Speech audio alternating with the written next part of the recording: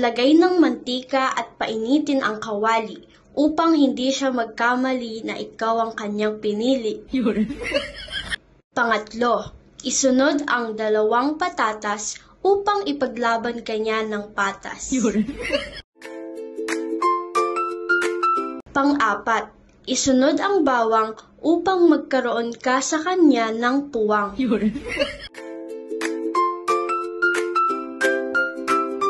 Pang-5, maglagay ng sibuyas para hindi siya umiiwas.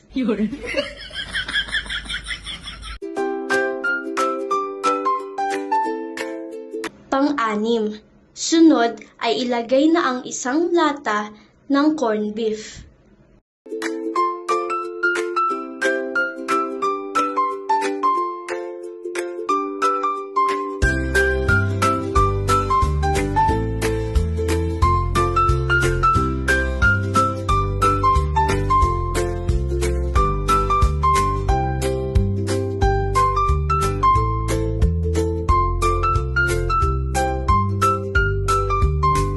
At ang pang-7, maglagay ng 2 pirasong kalamansi.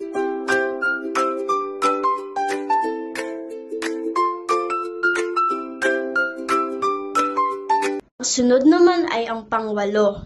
Maglagay rin tayo ng kaunting toyo na parang kagaya niya, laging tinutoyo. At haluin lang ito na parang kayo sa unang halo, ba't ka naglaho? Mag-antay lamang tayo ng ilang minuto.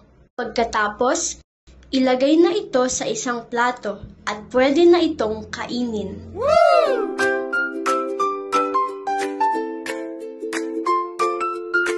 Yummy!